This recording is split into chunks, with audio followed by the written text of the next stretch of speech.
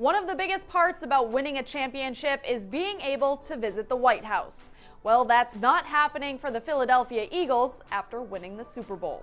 President Donald Trump rescinded the team's invitation on Monday night, just a day before the visit was to take place. In the official statement, the president says that the team is unable to come to the White House after disagreeing with the national anthem kneel or stand discussion. He still welcomes fans to come and celebrate America with him at 3 p.m. This is the second time President Trump has revoked an invitation, the first being with the Golden State Warriors after they declined to go. Former wide receiver for the Eagles, Torrey Smith, spoke out on social media.